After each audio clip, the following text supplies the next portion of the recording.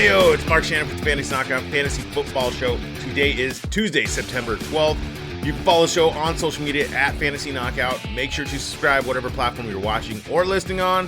Yes, you can listen on Spotify, Apple, Google. You can also watch the show on YouTube. Got a goal of 1,000 subscribers on YouTube this year. We can get that. We just hit 300, so I want to say thank you to everybody who is supporting the show and following it and doing that. Speaking of supporting the show, you can sign up to become a Knockout member. It's through Patreon. $5 a month is all it is to get access to flex rankings. So if you have questions between running backs and wide receivers on who to start, that'll help you make that decision. There's the trade chart, which is the player values, and priority questions and answers. Let's talk some news. Good evening, ladies and gentlemen. Here is the news. News with views. All right, so running back J.K. Dobbins from Baltimore. He's going to undergo surgery to repair a torn Achilles. This is not good news. He's going to be out for the year. He's done. So the question now is, who's the next man up there? So there's Gus Edwards and Justice Hill, plus Melvin Gordon should be elevated from the practice squad. And I'm thinking of those, it's going to be a committee again, similar to what last year was. And of those three, I would go with Justice Hill. I lean towards him. Just the youth. He looked more explosive. He got more work yesterday. I doubt that they sign anybody. I don't know if they'll go and trade for Jonathan Taylor. We'll see. But yeah, bummer for Dobbins. Had some high hopes for him this year, and unfortunately, it is what it is. Wide receiver Jacoby Myers from the Raiders. He's in concussion protocol. This is a bummer. He had such a great game. I believe he's going to miss next week as well. It's hard to kind of progress from the protocol that quickly. It typically takes anywhere about from 10 days or so to get past that. So with him being placed in today, he's unlikely for week 2. Running back Evan Hull from Indianapolis, he's going to, quote, miss some time with a knee injury. He's not worth holding. You can move on from him. Wide receiver Deontay Johnson out of Pittsburgh. He suffered a hamstring injury. It looks to be a multiple week injury. There's not too much news yet about it. So when we get more, I'll update you guys. And then Aaron Jones from Green Bay. The team is still evaluating Jones's hamstring injury. It was on his 35-yard rushing, or I think it was a reception.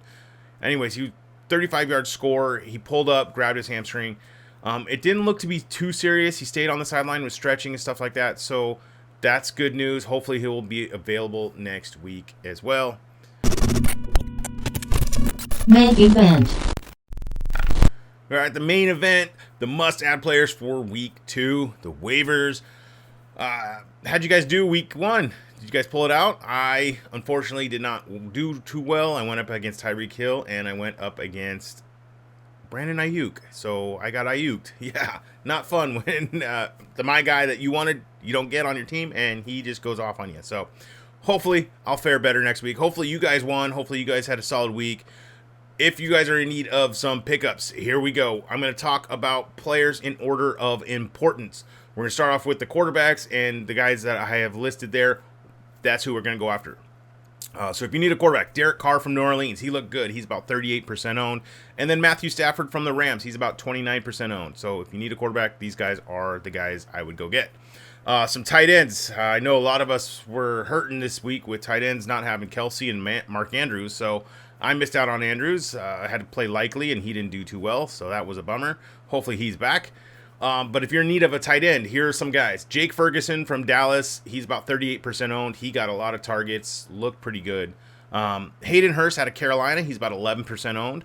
Luke Musgrave from Green Bay. He's about 19% owned. Zach Ertz from Arizona. He got a lot of targets. Didn't get many yards, but that's good news. If he's getting the targets, then maybe that's what he can turn those into more.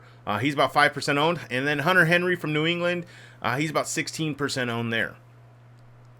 All right, some running backs. Here we go. These are the guys that we really, really want to focus on and go after. The top guy for me is going to be Kenneth Gainwell. Rashad Penny was a healthy scratch, and DeAndre Swift was nowhere to be seen. So Gainwell, he's about 47% owned. Yes, I know he's probably owned in your leagues, but check to see if he's out there. He's going to be the Philly back to own. Kyron Williams from the Rams, he's the guy I'm going after and picking up in just about all my leagues right now. He is about 6% owned. He looked good. He looked better and more explosive than Cam Akers. Check to see if some of these guys are out there. Jalen Warren from Pittsburgh, he's about 47% owned. Tank Bigsby from Jacksonville, he's about 45% owned. Devon Achane out of Miami, yes, he missed this week. He should be back, and he is going to work into it. He's about 47% owned. Tyler Algier, whoa, he kind of shocked me. He's out of Atlanta. He's about 56% owned. He is going to be flex worthy this year. He's going to get some work. He's going to split with Bijan a little bit more than I thought or anticipated. Bijan still looked fantastic. Algier is going to get some work. So if he's out there, look to add him. He's a solid flex play. And if something ever happens to Bijan, Algier's in for a monster workload. Roshan Johnson from Chicago, he's about 16% owned. He looks to be the number 2 back there. Joshua Kelly out of the Chargers, he's about, 5% owned? I think Eckler tweaked, was his ankle or something like that? So look to see if Kelly is available. He should be with 5%, but Kelly can work into a lot more workload. Maybe he gets that Pollard role or the Zeke role there with Kellen Moore moving over to the Chargers.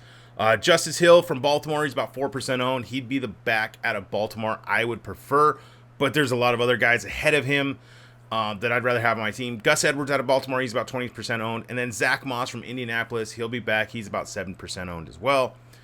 All right, some wide receivers to look at, to target. Again, in order of importance. Puka Nacua from the Rams, he is the guy, the receiver I'm going to look to go get. He's 7% owned. He got 15 targets, got a lot of work. And yes, it is with Cooper Kupp out, so he is going to be valuable for the next few weeks. Jacoby Myers from the Raiders, he's about 50% owned. With him most likely missing, you can probably pass on him, but maybe stash him for longer term. He looked like he is going to be part of that offense. Rashid Shaheed from New Orleans, he's about 16% owned. He got the deep target from Carr, who looked really good. Zay Jones from Jacksonville, he's about 31% owned. Looks like he's the number 2 or number 3 option there in Jacksonville. Romeo Doubs from Green Bay, he stepped up in Watson's absence. He's about 31% owned. Darnell Mooney from Chicago, he's about 39% owned. He looked all right. Rasheed Rice out of Kansas City, he's about 36% owned. He looked like the receiver to own there, not Kadarius Toney. And then Tutu Atwell from the Rams, he also got a lot of play this week as well. He's about 3% owned. All right, some droppable players that we could just move on from. Running back J.K. Dobbins with the injury. Doesn't make sense to hold him or stash him in your IR. Go ahead and let him go. Wideouts Kadarius Toney, who can't catch anything. Whew, that was a rough opener. Move on from Toney. Let it be a landmine for somebody else. Quarterback Ryan Tannehill. I doubt that any of you guys had him, but he did not look good at all. And who knows if they're going to start tapping into Malik Willis or even the rookie Will Lutz. Not Lutz. The rookie Will Levis. All right, some streaming quarterbacks. You guys need to stream a quarterback this week. We're going to go with Brock Purdy from San Francisco. He's at the Rams. He's about 56% owned. He was manageable with 220 yards and 2 touchdowns. Should be again. Derek Carr from the New Orleans Saints. He's at Carolina. I think it's the Monday night game. He's 38% owned. He threw 300-plus yards in his opener. He should have another solid game against Carolina. Some streaming defenses this week. The New York Giants is the top defense I'm looking to get. They're at Arizona. They're 8% owned. I'm just gonna keep streaming defenses against Arizona. Washington put up a great week this last week against them. Plus, the Giants got embarrassed on national TV. I have a feeling they're gonna bounce back and play with that chip on their shoulder.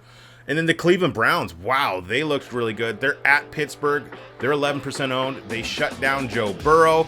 And Kenny Pickett doesn't look to be all that impressive so far.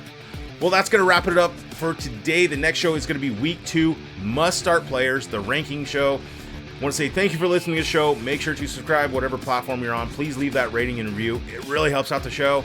All right, till next time, see ya.